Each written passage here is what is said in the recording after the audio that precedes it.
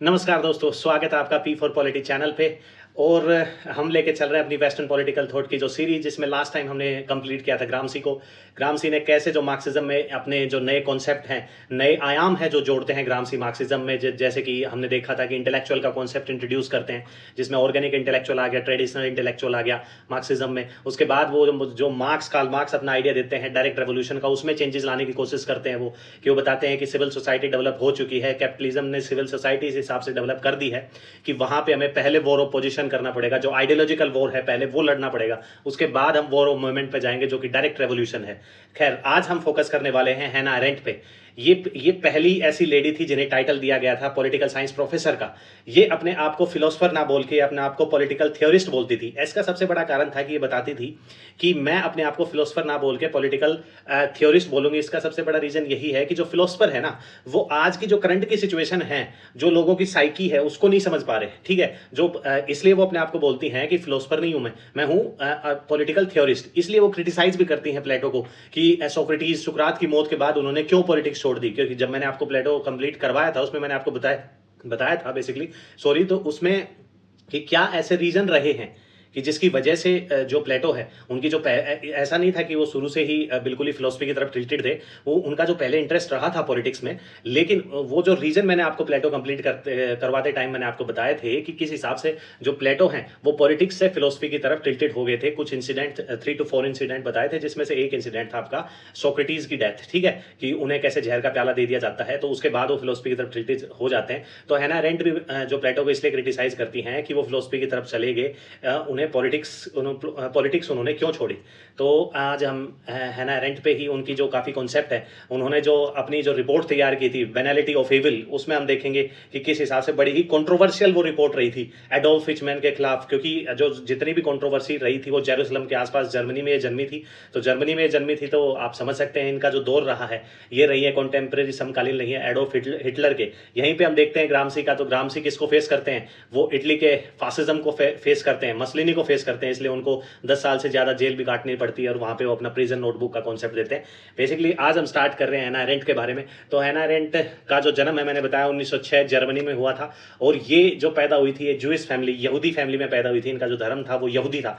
तो आप यहूदी धर्म से ही समझ गए होंगे कि ये वो दौर चलेगा जब इनका जो मेन जो क्रिटिकल टाइम है, जब ये अपनी पीएचडी कंप्लीट करती हैं और ये जो ऐसी एक्टिविटीज़ में इन्वॉल्व होती हैं। लेकिन ये वही टाइम है जब जहाँ पे जर्मनी में नाजिज्म डेवलप हो रहा था। ठीक है, हिटलर का जो वर्चस्व है जर्मनी में, वो अपनी पीक पे रहता है। तो ऐसी सिचुएशन में ये जर्मनी में तो नहीं रह सकती। इसलिए हम देखते हैं कि ये उसके बाद फ्रांस चली जाती है। फ्रांस के बाद ये अमेरिका सेटल हो जाती है, वो भी हम आगे देखेंगे।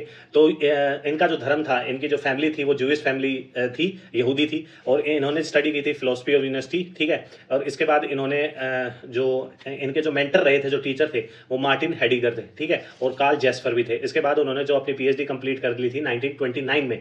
और इनका पॉलिटिकल इंगेजमेंट भी रहा था बेसिकली, जिसमें ये एक्टिव थी in Jewish and anti Nazi organisation में। कि जिस हिसाब से जो उस टाइम पे जो हिटलर की जो पॉलिसीज थी नाजीज के खिलाफ, यहूदियों के खिलाफ, उनके खिलाफ ये आवाज़ उठाती थी, क्योंकि इनका पॉलिटिकल एंगेजमेंट भी था 1930s के टाइम पे। लेकिन 1933 में हम देखते हैं कि जर्मनी इनको छोड़ना पड़ता है। मैंने बताया कि एक तो सबसे बड़ी बात तो ये यहूदी हैं, जूइश जो धर्म है उसको फॉलो करते हैं। तो हिटलर तो बिल्कुल इनको नहीं छोड़ने वाला था। तो अपनी इन जो पॉलिटिकल एक्टिविटीज़ की वजह से इन्हें क्या है, जो जर्मनी छोड़ना पड़ता है। और ये कहाँ चली जाती है, फ्रांस। और फ्रांस के बाद ये मूव कर जाती है आपके यूनाइटेड स्टेट्स, वहीं पे इनकी डेथ होती है। और वहाँ पे क्या है कि 1941 में यूएस में पहुँचती है। और 1951, 10 साल बाद इनको यूएस की सिटीजनशिप मिल जाती है। और वहीं पर अपना जो वर्क है ये कंप्लीट करती हैं। ठीक है, एकेडमिक पोजीशन की बात करें इनकी, तो इन्होंने काफ़ी जो यूनिवर्सिटी ऑफ शिकागो वगैरह, new school of social search, यहाँ पे काफ़ी अपने जो योगदान दिया है एजुकेशन में। और 1975 में न्यूयॉर्क में इनकी डेथ हो गई थी। ये जो पर्सन इस फोटो में आप देख पा रहे होंगे, ये है एडोल्फ हिचमैन। इनकी एक स्टोरी मैं बता देता हूँ थोड़ी सी, उससे आप जो आगे आने वाले कॉन्सेप्ट हैं उनसे आपको समझ में आ जाएगा। बेसिकली आपको पता होगा कि जर्मनी में नाजिज्म डेवलप होता है। जो हिटलर है वो क्या करते हैं, वो यहूदियों को मरवा देते हैं। ठीक है, तो वहाँ से एक तो सबसे बड़ी चीज़ ये देखते हैं कि हैना अरेंट वहाँ से भागती है फ्रांस से ये चली जाती है यूएस। लेकिन उसके बाद जैसे ही क्या होता है कि जब जब तो ये यूएस रह रही होती है, लेकिन उसी टाइम पे क्या देखते हैं कि जब आपका जो एडोल्फ हिटलर की इन दी एंड मौत हो जाती है, और वो सरेंडर कर, जो नाजी आर्मी है वो सरेंडर कर देती है।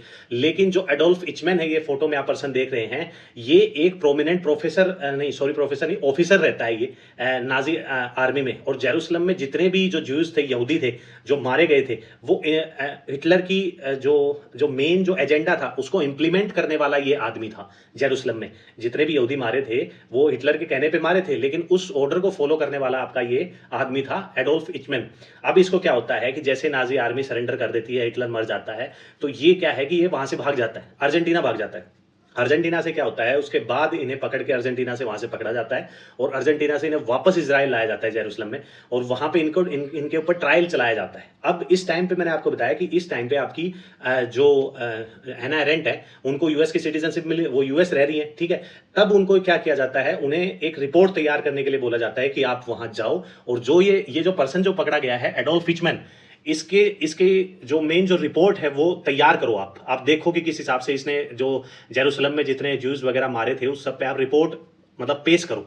तो इसलिए वहां पे जो एना अरेंट है वो रिपोर्ट प्रस्तुत करती है अपनी, और वो रिपोर्ट इतनी कंट्रोवर्शियल होती है कि जबकि एना अरेंट को ये पता होता है कि इस आदमी ने, एडोल्फ हिचमैन ने, आप उसको इचमैन भी बोल सकते हैं इंग्लिश में, हिंदी में इचमैन भी बोलते हैं उसको, बेसिकली हम इस वीडियो में इचमैन ही बोलेंगे। तो यही है कि इस पर्सन ने इतने जेरूसलम में इतने यहूदी मारे थे, उसके बावजूद भी एना अरेंट क्या बोलती हैं कि ये आदमी गिल्टी नहीं है, इस आदमी की गलती नहीं है इसमें।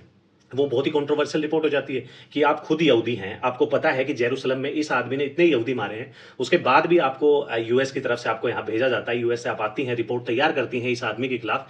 इचमैन जो एडोल्फ इचमैन है, ये एक मेन जो आपका जो ऑफिसर रहता है नाजी आर्मी में, और इसने इतने यहूदी मारे हैं, आप खुद यहूदी हैं, फिर भी आप ये बोल रही हैं कि इस आदमी की गलती नहीं है। यहाँ पे हम देखेंगे कि वो इस पर्सन को ना जज करके इस पर्सन की साइकी को देखती हैं कि इसने ये काम क्यों किया। इसलिए एना अरेंट बड़ी इंपॉर्टेंट हो जाती है कि उन्होंने जो कोज है, जो रूट कोज है, उसको जानने की कोशिश की कि इन्होंने ऐसा क्यों किया। चलो किया तो किया, लेकिन इसका कारण क्या रहा है जिसकी वजह से इस आदमी को ये करना पड़ा। इसलिए हम देखेंगे उनका जो मॉडर्निटी है वो इसलिए मॉडर्निटी को क्रिटिसाइज करती हैं कि आज के टाइम पे जो मॉडर्निटी है उसकी वजह से क्या हो रहा है कि जो आदमी है ना, जो अपनी थिंकिंग है, फ्रीडम है, वो खोता हुआ जा रहा है। और जो मॉडर्निटी है उसका ही बाई प्रोडक्ट क्या है, ब्यूरोक्रेसी है। अब ब्यूरोक्रेसी में ही ये पर्सन क्या है, नाजी आर्मी में ही उसका पार्ट है। अब ये क्या कर रहा है कि ये खुद कहता है कि मैंने कोई क्राइम नहीं किया, और एना अरेंट भी कहती है कि इसने कोई क्राइम नहीं किया, ये सही बोल रहा है। क्यों? क्योंकि इसको ऑर्डर मिला था ऊपर से। ये ऑर्डर, ड्यूटी इज ड्यूटी, यही है ब्यूरोक्रेसी में। तो अब जो ब्यूरोक्रेसी आपका किसका प्रोडक्ट है, बाई प्रोडक्ट आपका मॉडर्निटी का। तो जो एडोल्फ हिचमैन है ये क्या कर रहा था, ये अपनी ड्यूटी ही फॉलो कर रहा था। इसको जो ऑर्डर मिला जेरूसलम में यहूदियों को मारना है तो मारना है, इसको ये नहीं पता कि ये चीज गलत है, मोरली करेक्ट है, एथिकली करेक्ट है या नहीं है। इसको ऑर्डर मिला, इसको क्या करना था, मारना था। ये खुद कहता है कि मैंने कोई क्राइम नहीं किया, मैंने जो भी कुछ किया अपने प्रमोशन के लिए किया।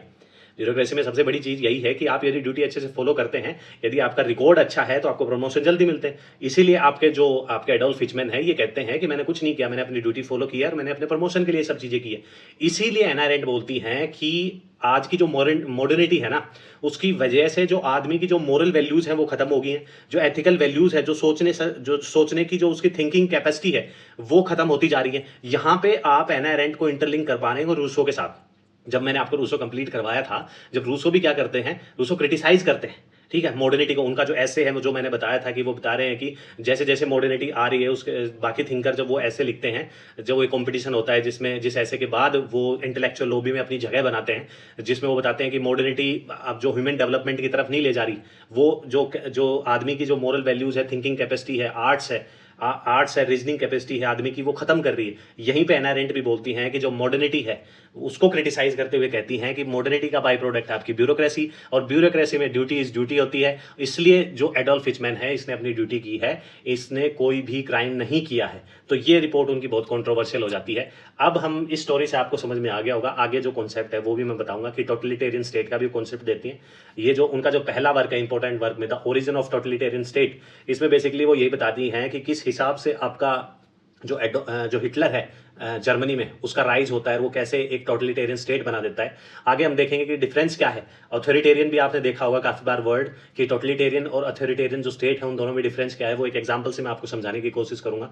लेकिन 1951 में जो उनका जो पहला जो वर्क है, the origins of totalitarian state, यहाँ पे वो क्या एनालाइज करती हैं जो टोटलिटेरियन रिजीम्स है उसके बारे में, पर्टिकुलरली नाजिज्म जो कि आपका जर्मनी में चल रहा है, और स्टालिन के बारे में जो कि आपका यूएसएसआर में चल रहा है। ये काफी बार आपसे एग्जाम में पूछा गया है कि टोटलिटेरियनिज्म रिजीम में वो किनको को स्टडी करने की बात करती हैं बेसिकली।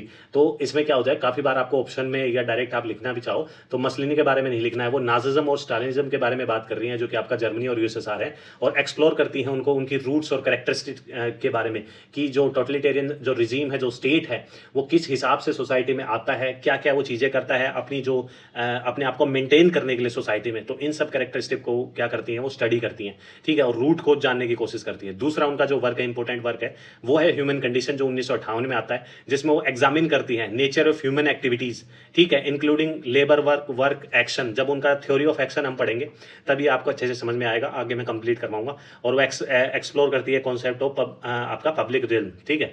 नेक्स्ट जो वर्क है उनका वो है इचमैन इन जेरूसलम। अभी मैंने जो स्टोरी बताई थी आपको एडोल्फ इचमैन की, उन्होंने क्या किया था कि जो भी स्टोरी है वो आपको अच्छे से समझ में आ गई होगी कि ये एक नाजी आर्मी का एक मेन ऑफिसर था। इन जो जैसे ही हिटलर ने इनको ऑर्डर दिया, इन्होंने क्या किया, जेरूसलम में ज़्यादा से ज़्यादा यहूदी मारने हैं, तो इन्होंने मार दिए थे। इसके बाद इसमें क्या करती हैं, वो अपना जो वर्क देती है एना एरेंट, इचमैन इन जेरूसलम, ठीक है, ये रिपोर्ट वो तैयार करती है, बैनलिटी ऑफ इविल 1963 में। इसका मतलब यही है, बुराई की तुच्छता, और प्रोवाइड करती है controversial account on of Adolf Eichmann trials, की जैसे उनको अर्जेंटीना से पकड़ के वापस इजराइल लाया जाता है जेरूसलम में, उसके ऊपर ट्रायल चलाया जाता है।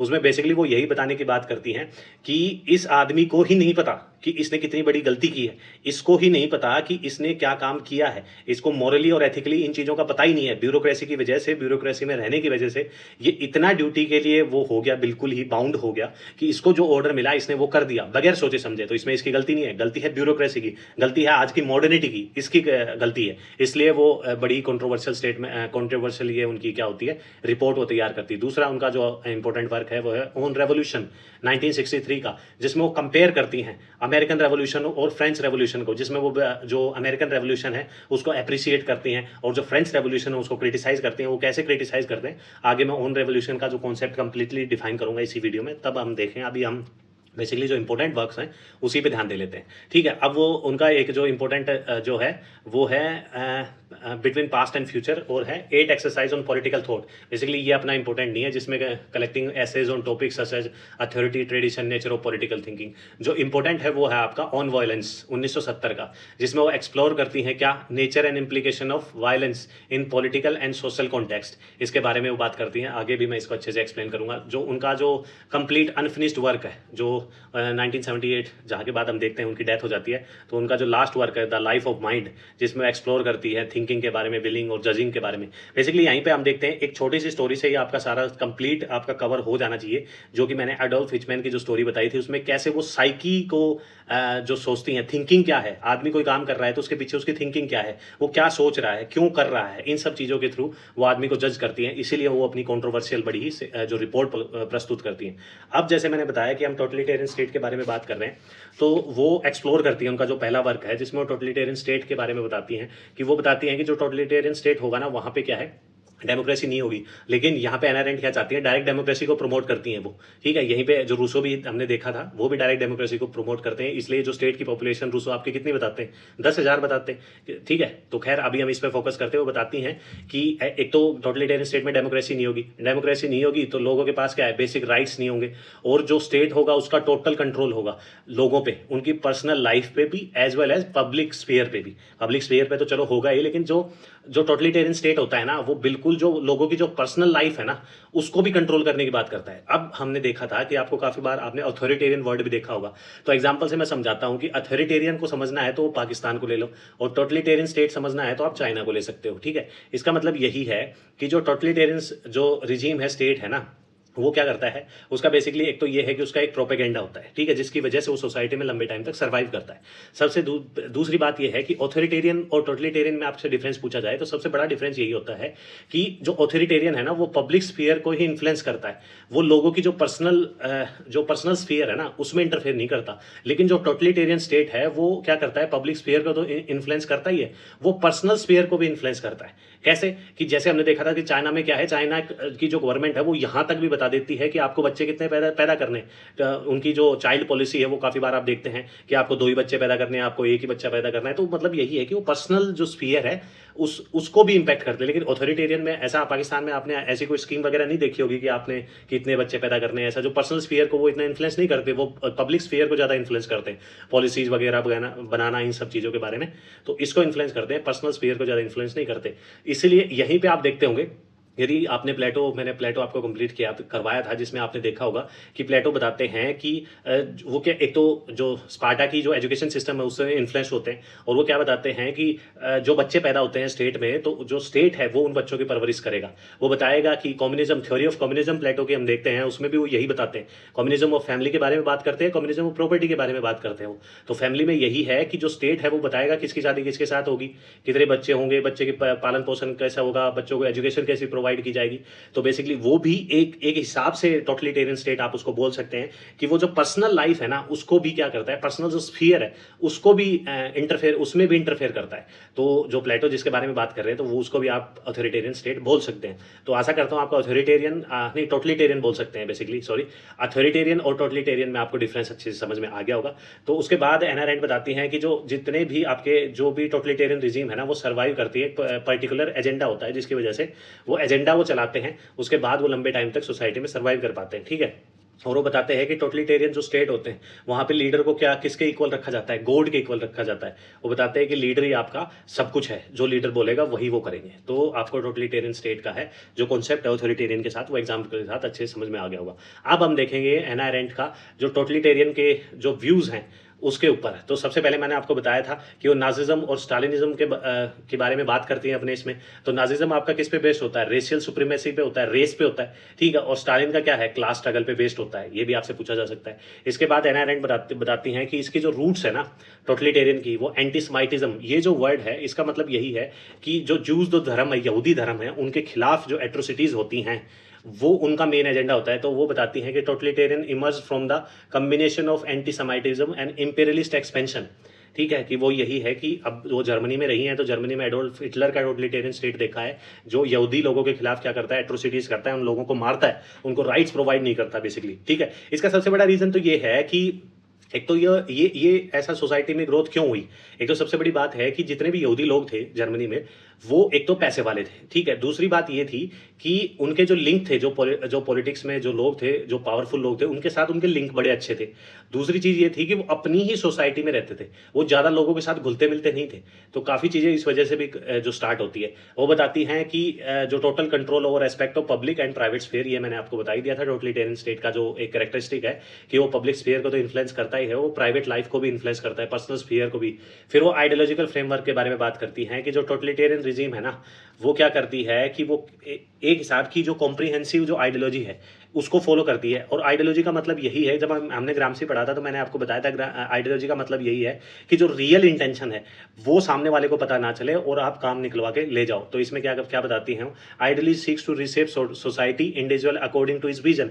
बेसिकली यही है कि टोटलिटेरियन स्टेट में जो लीडर है उसको एक गॉड के अकॉर्डिंग रखा गया है, तो वो जो बोलेगा वो सोसाइटी फॉलो करेगी। एक इंडिविजुअल है ना वो भी एक्सेप्ट कर लेगा through often through the extreme violent means. Basically यदि ये फॉलो नहीं किया जाता तो वो इंडिविजुअल की जो लाइफ है या फिर स्टेट में क्या करता है, वो एक्सट्रीम जो वायलेंट जो मीन्स है, जैसे आपका फोर्सफुल तरीके से कोई चीज़ मनवाना, हार्ड पावर का यूज़ करना बेसिकली, वो भी वो यूज़ कर सकता है लोगों से मनवाने के लिए। ठीक है, उसके बाद वो बताती है कि इनका एक अभी हमने देखा कि प्रोपेगेंडा होता है कि जिससे क्या करते हैं, ये पॉपुलेशन को मैनिपुलेट करते हैं और पॉपुलेशन को क्या करते हैं, कंट्रोल करते हैं, जिसकी वजह से जो अपना जो प्रोपेगेंडा है वो लोगों के दिमाग में डाल सके और लोग क्या सोचे कि यही सही है, तब वो लंबे टाइम तक सर्वाइव करते हैं। वो जो टोटलिटेरियन स्टेट है वो यूज़ करते हैं टेरर का जी, क्या करते हैं वो wide spread terror to maintain the control, एक टाइप का भय क्रिएट करते हैं। जो लोग यदि जो प्रोपेगेंडा को यदि मान लेते हैं तो वो तो ठीक है, लेकिन जो नहीं मानते उनको भय से बनाया जाता है, जो टेरर है उसका यूज़ किया जाता है। उसके बाद वो बताते हैं कि destruction of public realm eliminate the public sphere where individual engage free and open political discourse, यही बात कर रहा है कि जहाँ पे लोग इकट्ठे हो सके। ऐसी जो ऑर्गेनाइजेशन है, ऐसे इंस्टीट्यूट हैं, एनजीओज वगैरह हैं जहाँ पे लोग इकट्ठे होते हैं, पॉलिटिकल डिस्कोर्स करते हैं, आइडियाज शेयर करते हैं, डिबेट करते हैं, ठीक है, जो जो गवर्नमेंट है उससे, जो स्टेट है उससे डिमांड करते हैं, उससे क्वेश्चन पूछते हैं, तो ऐसी जितनी ऑर्गेनाइजेशन है उन सबको खत्म कर देते हैं। यहाँ पे वो जो कॉन्सेप्ट देती है टोटल डोमिनेशन, तो टोटल डोमिनेशन वो जैसे तैसे जो आपका टोटलिटेरियन स्टेट है, प्रोपेगेंडा से लगाओ, टेरर से लगाओ, आइडियोलॉजी से लगाओ, जैसे तैसे अपना डोमिनेंस सोसाइटी में बनाने की बात करते हैं। अब उनका इंपॉर्टेंट एक जो कॉन्सेप्ट आता है ये है थ्योरी ऑफ एक्शन, जो देती है वो अपनी बुक ह्यूमन कंडीशन में। अब यहाँ पे जो आदमी के जो वर्क है, काम है, वो तीन भागों में डिवाइड करती है। जो एक्शन है वो 3 भागों में डिवाइड करती है, जिसमें सबसे नीचे आता है आपका लेबर, दूसरे पे आता है आपका वर्क, तीसरे पे आता है आपका एक्शन। ठीक है, तो लेबर क्या बताती है? लेबर क्या है? लेबर कुछ ऐसा ही है कि आप पर्सनल स्फीयर में जो एक्शन करते हैं, जैसे अपना पका लिया, खा लिया, सो लिए, अपने बच्चे पैदा कर लिए, ठीक है, तो ये बताती है कि ये क्या है, इनहेरेंट बताती है कि ये बहुत ही जो छोटे लेवल का एक्शन है, ठीक है, ये जानवरों के जैसा एक्शन है ये, ठीक है, इससे कुछ नहीं होने वाला। तो इसलिए वो क्या करती हैं, मार्क्स को भी क्रिटिसाइज करते हैं, क्योंकि मार्क्स भी बार बार अपनी थ्योरी में लेबर लेबर लेबर का कॉन्सेप्ट लेके आते हैं। इसलिए इनहेरेंट मार्क्स को भी क्रिटिसाइज करती है कि जो लेबर है ना, ये पर्सनल स्फीयर का एक्शन है, जहाँ पे लोग अपनी ही लाइफ के बारे में बात करते हैं, जहाँ पे क्या करते हैं, वो अपना खा लेते हैं, कमा लेते हैं, बच्चे पैदा कर लेते हैं और खत्म, जैसे जानवर नहीं करते ऐसे करते हैं। दूसरा वो बताती है कि इससे जो सुपीरियर है, जो एक्शन है, वो है वर्क, क्योंकि काम कहाँ किया जाता है, पब्लिक स्फीयर में काम किया जा सकता है। कैसे? जैसे रोड्स बनाना हो गया, इंस्टीट्यूट बनानी होगी, एजुकेशन सिस्टम बनाने हो गए, इंफ्रास्ट्रक्चर बनाना हो गया, तो ये सब काम है, ये पब्लिक स्फीयर में किए जाते हैं, ताकि जिस जगह पे ये सब काम हो रहे हैं उसको रहने लायक बनाया जा सके। ठीक है, उसके बाद जो वो सबसे सुपीरियर एक्शन मानती है, उसको एक्शन ही वो बोलती हैं, जो कि पब्लिक स्फीयर में किया जाता है, उसको वो बोलती है आपका कि पॉलिटिकल पार्टिसिपेशन करते हैं। आप जो स्टेट है उससे आप उस जो आइडियाज़ है वो शेयर करते हैं, उससे उस जो स्टेट है आपका, उससे आप क्वेश्चन करते हैं कि ये जो चीज़ें हैं, ये पॉलिसीज़ है, ये किस हिसाब से की जा रही हैं। बेसिकली आप जहाँ पे फुल्ली आप जो फ्रीडम है उसको इंजॉय कर पाते हो, जो कुछ आपको बोलना है, जो कुछ आपको right to speech and expression का जो कॉन्सेप्ट है, वो लिबर्टी है, उसको आप इंजॉय कर पा रहे हैं। जो भी स्टेट है टोटलिटेरियन स्टेट नहीं है, बेसिकली आप जहाँ पे जो भी कुछ आप स्टेट से पूछना चाहते हैं कि किस हिसाब से क्या चीज़ें चल रही है, वो आप फ्रीली पूछ सकते हैं। तो इसमें बताती हैं कि यहाँ पे कोई फ्रीडम नहीं है, यहाँ पे पार्शियली फ्रीडम है, ठीक है, और यहाँ पे क्या है, कंप्लीट फ्रीडम है। ठीक है, इसमें बताती हैं कि ये जो कॉन्सेप्ट है ये तो बेसिकली किसी के अंडर नहीं आता। जो वर्क है, जो दूसरा एक्शन है, ये आपका इकोनॉमिक स्फीयर के अंदर आता है। क्यों? क्योंकि यहाँ पे जो आपका जो इंफ्रास्ट्रक्चर डेवलप हो रहा है, क्योंकि यहाँ पे जो रिसोर्सेज हैं उसका यूज किया जा रहा है, ठीक है, क्योंकि यहाँ पे रोड्स बन रही है, इंस्टीट्यूट बन रहे हैं, तो ये सब इकोनॉमिक स्फीयर के अंदर। दूसरा, जैसे मैंने आपको बताया कि वो पॉलिटिकल पार्टिसिपेशन करता है इस एक्शन में, पब्लिक स्फीयर में, मतलब जहाँ पे वो खुल के अपने आइडियाज शेयर करते हैं। टोटलिटेरियन स्टेट में ऐसा नहीं है, तो इसलिए यहाँ पे क्या है कि पॉलिटिकल स्फीयर में आता है। और जैसा मैंने आपको बताया, जो लेबर, जो आदमी का जो वर्क है, तो ये क्या है आपका, मार्क्सिज्म को क्रिटिसाइज करती है, क्योंकि जो मार्क्सिज्म है वो भी लेबर के बारे में काफ़ी बात करते हैं। तो एग्जाम में आपसे क्वेश्चन इसी हिसाब से बनता है कि या तो ऐसा है, थ्योरी ऑफ एक्शन में जो तीनों ही एक्शन है उनको अरेंज करवाते हैं, लोअर टू हायर या हायर टू लोअर, ऐसे अरेंज करवाते हैं। या आपको लिखना हो, कंपैरिजन करना हो, तो ये आप चार्ट इसका स्क्रीनशॉट ले सकते हैं। ठीक है, तो लेबर सबसे मिनिमम एक्शन होता है, सबसे नीचा, जो कि जानवरों जैसा एक्शन होता है कि खाया पिया, बच्चे पैदा किए, खत्म, लाइफ खत्म। वर्क में क्या है, पब्लिक स्फीयर होता है, जहाँ पे आप जो अपनी जो क्रिएटिविटी लगाते हैं, इंफ्रास्ट्रक्चर बनाते हैं, इन सब चीज़ों के बारे में। और एक्शन क्या है, पॉलिटिकल पार्टिसिपेशन हो गया, क्योंकि वो डायरेक्ट डेमोक्रेसी को प्रमोट करती है। तो हाईएस्ट एक्शन वो उसी को मानती है जहाँ पे कंप्लीट आपके पास फ्रीडम हो, कंप्लीटली आप पॉलिटिकली पार्टिसिपेट कर पाए, जो स्टेट है उससे सब कुछ पूछ सके, right to speech and expression का सारा माहौल हो आपका। अब हम देखते हैं मॉडर्निटी पे, आपका देखते हैं जो स्टोरी मैंने आपको स्टार्टिंग में बताई थी कि जो एडोल्फ हिचमैन को क्या कर लिया जाता है, अर्जेंटीना से पकड़ के आपका इजराइल लाया जाता है, उसके बाद उन पर ट्रायल चलाया जाता है। उसके बाद जो जो रिपोर्ट हैं जो आपकी एनआरआई देती हैं, और वो बताती हैं कि इस आदमी की गलती नहीं है, इसने जो जेरूसलम में जितने यहूदी मारे थे हिटलर के कहने पे, वो इसने नहीं मारे थे, ठीक है, इसको तो ऑर्डर दिया गया था। और ये क्या करता है, ये ड्यूटी को ड्यूटी समझता है और अपने प्रमोशन के लिए इसने लोगों को मारा था, तो इसमें इसकी कोई गलती नहीं, इसको पता ही नहीं है। ठीक है, कि ब्यूरोक्रेसी और मॉडर्निटी की वजह से ये इतना मतलब मॉरली और एथिकली ये सब चीज़ें इसके लिए इतनी जीरो हो चुकी हैं कि इसको पता ही नहीं है कि क्या करना है। इसको तो जो ऑर्डर मिलेगा तो मशीन बन चुका है, इसकी गलती नहीं है। ठीक है, तो यहाँ पे वो मॉडर्निटी को क्या करती हैं, क्रिटिसाइज करती हैं। जो मॉडर्न आइडियोलॉजी है, particularly totalitarian, which is show product of modernist thinking, she argued that modern ideology like fascism and communism, कि वो देखती हैं कि आज के टाइम पे जो मॉडर्न आइडियोलॉजी है, क्योंकि जर्मनी में आपका, इटली में फासिज्म है और जर्मनी में आपका नाजिज्म है, ठीक है, often lead to extreme form of political operation, कि यहाँ पे जैसे जैसे मॉडर्निटी बढ़ रही है, तो उसकी वजह से यदि मॉडर्निटी बढ़ रही है तो एथिकली और मॉरल वैल्यूज भी तो बढ़नी चाहिए। लेकिन यहाँ तो उल्टा हो रहा है। इटली में आपका क्या हो गया, फासिज्म आ गया। जर्मनी में क्या हो गया, नाजिज्म आ गया। यहाँ पे कम्युनिज्म की बात चल रही है। अब उसके बाद वो बताती हैं लॉस ऑफ ट्रेडिशन के बारे में बात करती हैं। वो एनआरएंड मतलब विश्वास रखती हैं इसमें कि modernity involve significant break of traditional form of authority and social structures.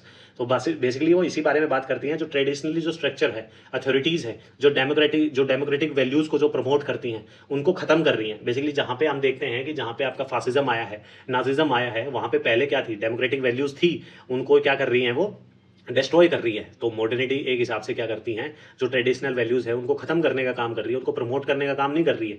इसीलिए वो बताती हैं कि जो लॉस ऑफ ट्रेडिशन और contribute instability and alienation in modern societies, कि इसकी वजह से जो आज की जो मॉडर्न सोसाइटीज़ है, फासिज्म नाजिज्म की वजह से जो सोसाइटीज़ है उनमें क्या आ रही है, इंस्टेबिलिटी आ रही है। और वो बताती है फोकस ऑन इंडिविजुअलिज्म, कि जो मॉडर्न जो थिंकिंग है, जो आइडियोलॉजी है, वो किसको प्रमोट करती है, आपका इंडिविजुअलिज्म को प्रमोट करती है। ठीक है, जिसमें क्या है, personal freedom at expense communal and political engagement. She was concern that focus on individual autonomy undermine the collective action and public life.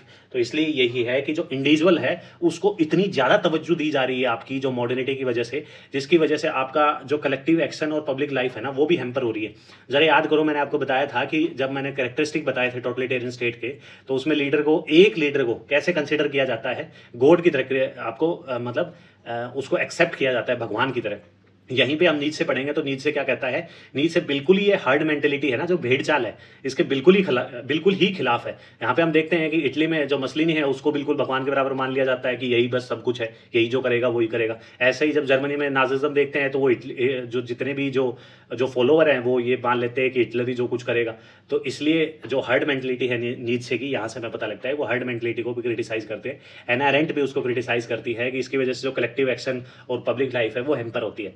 अब वो बताती है कि मॉडर्निटी की वजह से जो जिस टाइप की राइज ऑफ ब्यूरोक्रेसी हो रही है, कि जो ब्यूरोक्रेटिक जो स्ट्रक्चर है in modern societies which he show impersonal and dehumanising, कि आदमी क्या है, इंसानियत भूलता जा रहा है। कि ब्यूरोक्रेसी, चलो ब्यूरोक्रेसी आप जो रूल रेगुलेशन वो रखते हैं, लेकिन जो मॉडर्न जो ब्यूरोक्रेसी है उसमें क्या है, इंसानियत गुम होती जा रही है। यदि वो इंसानियत यदि एडोल्फ हिचमैन में होती तो वो क्या जेरूसलम में यहूदियों को मारता? क्या वो ऑर्डर को ऑर्डर समझता? क्या वो मॉरल और एथिकल वैल्यूज है उनके बारे में थोड़ी भी परवाह करता?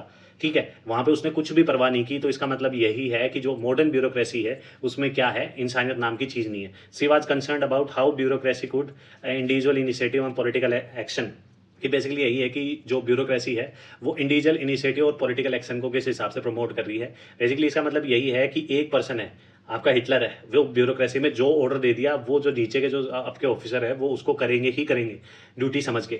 ठीक है, तो इसलिए इस हिसाब से वो ब्यूरोक्रेसी और मॉडर्निटी को क्रिटिसाइज करती हैं। और जो एडोल्फ हिचमैन है उनको क्या कहती हैं कि इसमें ये जो आदमी है इसकी कोई गलती नहीं है, इसने अपनी ड्यूटी निभाई है। ठीक है, इसके बाद हम देखते हैं उनका कॉन्सेप्ट ऑफ पावर का कॉन्सेप्ट देखते हैं, जिसमें वो बताती हैं अपना जो मेन जो वर्क है ये बताती हैं इसमें जो कॉन्सेप्ट ऑफ पावर देती हैं, ऑन वायलेंस देती हैं, जो उनका इंपॉर्टेंट वर्क है 1970 में, इसमें वो अपना कॉन्सेप्ट ऑफ पावर देती है, जिसमें वो कंपेयर करती हैं पावर को किसके साथ, फोर्स के साथ, स्ट्रेंथ को पावर के साथ, वायलेंस को पावर के साथ। बेसिकली इसमें समझने वाली बात इतनी सी है कि फोर्स वर्सेस पावर जब भी होगा तो फोर्स बिलोंग करेगा किसके, नेचर के साथ। ठीक है, और पावर किससे बिलोंग करता है, ह्यूमंस के साथ। जब भी आप पावर गेन करके बात करते हैं तो आप ये कहते हैं कि मैंने फोर्स गेन किया है। आज के टाइम पे जिस हिसाब से कैपिटलिज्म चल रहा है उसमें जिस भी चीज़ को आप कंसिडर ये करें कि जो आपकी जो कैपेबिलिटी बढ़ाता हो, तो आप बेसिकली यही बोलते हैं कि इसने मेरी पावर एनहांस की है। आपने कभी कहा है फोर्स एनहांस किया है। फोर्स इसलिए एना अरेंट बताती हैं, फोर्स क्या है, एक नेचुरल कॉन्सेप्ट है, और जो पावर है वो क्या है, एक ह्यूमन कॉन्सेप्ट है। यहीं पे वो बताती हैं स्ट्रेंथ और पावर को जब वो कंपेयर करती हैं तो उसमें बताती है कि स्ट्रेंथ क्या है, स्ट्रेंथ एक कैरेक्टरिस्टिक है किसका, इंडिविजुअल का। कि स्ट्रेंथ एक इंडिविजुअल की होती है। जब मैं आपसे पूछूं कि आपकी स्ट्रेंथ क्या है तो वो एक इंडिविजुअल पर्सन की है, लेकिन वही स्ट्रेंथ कलेक्टिव हो जाती है तो वो क्या बच जाती है, आपकी पावर बन जाती है। तो पावर क्या है, एक जो कैरेक्टरिस्टिक है वो ग्रुप का है, कि ग्रुप से यदि ग्रुप क्या बन जाती है, ग्रुप की जो स्ट्रेंथ मिल जाती है तो वो पावर बन जाती है। तो एना अरेंट इसके बारे में बात करती है। थर्ड वो बताती हैं वायलेंस और वर्सेस पावर, जिसमें बताती है कि वायलेंस जो है वो स्टेट करता है और जो पावर बिलोंग किससे करती है, आपके लोगों से बिलोंग करती है। तो जो इसमें एना अरेंट यही बताती है, क्योंकि वो डायरेक्ट डेमोक्रेसी को प्रमोट करती हैं, इसलिए वो बताती हैं कि यदि स्टेट जो वायलेंस करता है, ठीक है, तो लोग क्या हों, इकट्ठे हों, और उनमें क्या है कि एक पावर है जिसकी वजह से क्या करते हैं, वो स्टेट को उखाड़ फेंके, और जो डायरेक्ट डेमोक्रेसी है उसको वो स्टैब्लिश करने की बात करती है इन सब चीज़ों में। ठीक है, तो कॉन्सेप्ट ऑफ पावर आपका इन सब चीज़ों में आपको तीनों के साथ आपको क्या करना है, कंपेयर करके लिखना है, या फिर एग्जाम में ऐसे आपसे पूछा जाएगा, force versus power, strength versus power और वायलेंस वर्सेज पावर। तो फोर्स आपका नेचुरल कॉन्सेप्ट है, स्ट्रेंथ आपका क्या है, इंडिविजुअल कॉन्सेप्ट है, वायलेंस आपका स्टेट से बिलोंग करता है। ठीक है, और पावर क्या है, आपके लोगों से बिलोंग करती है। ठीक है, तो इन सब चीज़ों का आपका ध्यान रखना है। अब जो उनका नेक्स्ट जो कॉन्सेप्ट है, जैसे मैंने आपको बताया था आपका ये कॉन्सेप्ट ऑफ रेवोल्यूशन, जिसमें वो बताती हैं कि जो अमेरिकन रेवोल्यूशन है उसको वो क्या करती है, अप्रिशिएट करती है, और फ्रेंच रेवोल्यूशन को क्रिटिसाइज करती है। लेकिन ऐसा वो क्यों करती है कि वो बताती है कि अमेरिकन रेवोल्यूशन क्या है, एक आज़ादी, फ्रीडम की कहानी है, और यहीं पर जो फ्रेंच रेवोल्यूशन क्या है, एक ज़रूरत है। ठीक है, तो जो आज़ादी है वो बताती है कि जो जैसे उनका थ्योरी ऑफ एक्शन हमने देखा था, जिसमें लास्ट जो जो काम है आदमी का, एक्शन है, उससे क्या है, मैक्सिमम फ्रीडम की बात वो करती हैं। तो कहीं ना कहीं वो इसी चीज़ से रिलेट कर पा रही हैं कि जो फ्रीडम है वो नेसेसिटी से क्या है, ज़्यादा बड़ी है, इसलिए वो अमेरिकन रेवोल्यूशन को अप्रिशिएट करती है। वो बताती हैं कि जो अमेरिकन रेवोल्यूशन है ना, वो सिविल और पॉलिटिकल राइट्स जो लोगों है, उन लोगों को, अपने जो लोगों को सिविल और पॉलिटिकल राइट्स प्रोवाइड करता है अमेरिकन रेवोल्यूशन। यहीं पे फ्रेंच रेवोल्यूशन के बारे में वो बात करती हैं कि जो फ्रेंच रेवोल्यूशन क्या करता है, सोशियो इकोनॉमिक राइट्स प्रोवाइड करता है। अब इसमें क्या है, अब इन राइट्स में तो यही है कि जो स्टेट के पास क्या है, स्टेट जैसे गरीबी वगैरह खत्म करने का काम करेगा, स्टेट फिर से वेलफेयर का काम करेगा, धीरे धीरे वेलफेयर का काम करता हुआ स्टेट इतनी पावर कैप्चर कर लेगा कि इस सोसाइटी में फिर से क्या आ जाएगा, आपका टोटलिटेरियन स्टेट आ जाएगा। क्यों? क्योंकि स्टेट आपका क्या कर रहा है, दिन पर दिन वेलफेयर का कॉन्सेप्ट कर रहा है, और वेलफेयर के काम कर रहा है आपकी सोसाइटी में, स्टेट में। तो धीरे धीरे वो इतनी पावर गेन कर लेगा कि यहाँ ज़्यादा चांसेस हैं टोटलिटेरियन स्टेट फिर से एक डिक्टेटर आने के, हिटलर जैसे। तो बेसिकली उसके साथ ये रिलेट करती है फ्रेंच रेवोल्यूशन को। लेकिन यहाँ पे वो लोगों को क्या मिल रहे हैं, सिविल और पॉलिटिकल राइट्स मिल रहे हैं, जैसे आपका DPSP इंडियन कॉन्टेक्स्ट में समझे तो आपका फंडामेंटल राइट्स वगैरह हो गए। ठीक है, तो इन सब बारे में वो बात करती हैं, और यहाँ पे वो बताती हैं कि सोशियो इकोनॉमिक जो राइट्स हैं वो तो मिले हैं, लेकिन इसमें वही है कि इसमें काम कौन करेगा, आपका वेलफेयर के, जैसे गरीबी हटाने का काम, जो स्कीम्स वगैरह ये सब चीज़ें हैं, ये कौन करेगा, वेलफेयर के काम स्टेट करेगा। स्टेट धीरे धीरे वेलफेयर के नाम पे इतनी पावर कैप्चर कर लेगा कि इस सोसाइटी में फिर से क्या आ सकता है, एक आपका जो टोटलिटेरियन स्टेट इस्टेब्लिश हो सकता है। इसलिए वो अमेरिकन रेवोल्यूशन को क्या करती हैं, अप्रिशिएट करती हैं। अब देखते हैं उनकी कुछ फेमस स्टेटमेंट्स, जिसमें सबसे पहले उनकी जो स्टेटमेंट आती है कि वो बताती हैं कि जो मोस्ट रेडिकल रेवोल्यूशनरी है ना, वो ही बाद में, रेवोल्यूशन के बाद में सबसे ज़्यादा कंजर्वेटिव मिलेगा। ठीक है, तो इसमें बेसिकली वो बात भी सही कर रही हैं, अपनी जो बुक ऑन रेवोल्यूशन इसमें स्टेटमेंट देती हैं। उसके बाद वो जो आपकी जो बनैलिटी ऑफ इविल जो रिपोर्ट है उसके बारे में वो बात करती हैं, तो वो बुराई की तुच्छता के बारे में, तो वो इचमैन इन जेरूसलम हो ही गया, एडोल्फ इचमैन के बारे में इसमें वो बात करती हैं। थर्ड जो स्टेटमेंट है, तो most radical revolutionary will become, अच्छे तो सेम हो गया, रहने दो। The greatest danger of modern age is to end of public, ये उसी के बारे में बात कर रही हैं, जब वो मॉडर्निटी को क्रिटिसाइज करती हैं। अपना ह्यूमन कंडीशन बुक में वो बताती हैं कि ब्यूरोक्रेसी को क्रिटिसाइज करती हैं, जिसमें इचमैन को क्या बताती है कि उसकी गलती नहीं है। जो नेक्स्ट स्टेटमेंट है उसमें वो बताती है कि राइट टू हैव राइट्स, जो ओरिजिन ऑफ जो उनकी पहली जो बुक है उसमें बात कर रही है। नेक्स्ट है, power is actualised only where word deed not parted company, ये ह्यूमन कंडीशन में बात कर रही हैं। अब उसके बाद वो दोबारा नेचर बताती हैं टोटलिटेरियन का, इम्पॉसिबल पीपल रजिस्ट, ये भी आपका जो वर्ड से पता लग गया होगा, आपका टोटलिटेरियन में बता रही हैं। नेक्स्ट जो स्टेटमेंट है इसमें बताती हैं to be free politically active, अच्छा ये वही है कि मैक्सिमम फ्रीडम की बात कर रही हैं आपकी, कि भाई सबसे ज़्यादा जो एक्शन है ह्यूमन कंडीशन की बात कर रही हैं, कि जो सबसे ज़्यादा जो फ्रीडम है वो आपका पॉलिटिकल पार्टिसिपेशन से मिलती है, एक्टिव। अब वो एक जो स्टेटमेंट है वो काफ़ी फेमस है उनकी, वो है मैन इज जून प्लोटिकन। ये जो जून प्लोटिकन जो वर्ड है ना, एक डच वर्ड है जिसका मतलब है सोशल एनिमल। अब यहीं पे हम देखते हैं कि काफ़ी स्टेटमेंट ऐसी आ जाती हैं। पहली स्टेटमेंट आपको याद होगा एरिस्टोटल की, मैंने बताई थी, निकोमैकन एथिक्स में वो देते हैं कि man is a social animal. दूसरा मैंने आपको बताया था, होब्स कहता है कि man is a power seeking animal. ठीक है, तीसरा मैंने आपको बताया था कि जो रूसो क्या कहते हैं कि man is a deprived animal. ठीक है, ऐसा क्यों बताते हैं कि वो इसलिए बताते हैं कि जो डिस्कोर्सेज ऑन आपका discourses on arts and sciences और डिस्कोर्सेज ऑन इनइक्वालिटी में वो जिस हिसाब से आदमी की जो ग्रीड है उसके बारे में बताते हैं, तो इसलिए वो ये जो स्टेटमेंट है, अब यहाँ पे आके जो एना एरेंट बताती है मैन इज ए जून प्लोटिकन, तो ये सारी स्टेटमेंट आपसे क्या है, मैच द फॉलोइंग में पूछी जा सकती हैं कि पावर सीकिंग के बारे में कौन बोलता है, डिप्रेव्ड एनिमल कौन बोलता है, जून प्लोटिकन कौन बोलता है, तो ये सारी आपको पता होनी चाहिए। और जो लास्ट जो स्टेटमेंट है वो बताती है in order to happy one has to free, in order to free one has to thinking. यही है कि वो बताते हैं कि यदि आपको हैप्पी रहना है तो आपको क्या है, फ्री रहना पड़ेगा, और फ्री रहने के लिए आपको, फ्रीडम के लिए आपको सोचना पड़ेगा। थिंकिंग बहुत ज़रूरी है। यदि आपने थिंकिंग मॉडर्निटी को क्रिटिसाइज़ करते हुए यही बात कहती है कि जो मॉडर्निटी जैसे-जैसे डेवलप हो रही है, तो आदमी की जो थिंकिंग है वो खत्म हो रही है। जो मोरल थिंकिंग है, एथिकल थिंकिंग है, वो खत्म होती जा रही है। इसी में वो बात करती हैं। इसलिए ही वो एडोल्फ हिचमैन को क्या क्या बताती हैं कि उसकी गलती नहीं है। उसकी जो मोरल और जो एथिकल थिंकिंग है, वो ब्यूरोक्रेसी की वजह से खत्म हो चुकी है। उसको जो ऑर्डर मिलेगा वो वही काम करेगा। ठीक है? अब हम देखते हैं इन द एंड उनका क्रिटिसिज़्म, जिसमें बर्लिन उनको एप्रिशिएट तो करते हैं, लेकिन उसके साथ-साथ वो क्रिटिसाइज़ भी करते हैं। क्यों? क्योंकि उन्होंने मार्क्सिज़्म को इस हिसाब से जो क्रिटिसाइज़ किया था, उसकी वजह हैबरमास उनको आपका क्रिटिसाइज़ करते हैं, एप्रिशिएट भी करते हैं, लेकिन क्रिटिसाइज़ भी करते हैं। क्यों?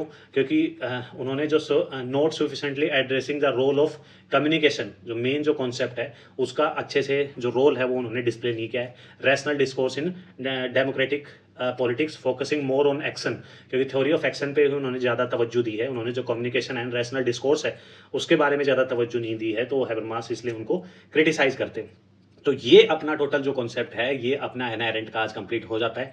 आशा करता हूँ आपको इनहेरेंट अच्छे से समझ में आ गया होगा। बड़े ईज़ी तरीके से मैंने आपको समझाने की कोशिश की है।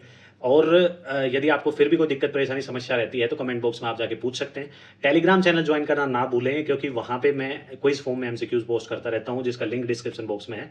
फ्री ऑफ कॉस्ट आप जो वहाँ जाके आप वो क्विज़ अटेम्प्ट कर सकते हैं। ठीक है? और यदि चैनल पे नए हैं, तो ऐसा कंटेंट मैं आपके लिए लगातार लाता रहूँगा फ्री ऑफ कॉस्ट। तो इसके लिए मुझे चाहिए मोटिवेशन। आप चैनल पे नए हैं तो चैनल को सब्सक्राइब करें, शेयर करें।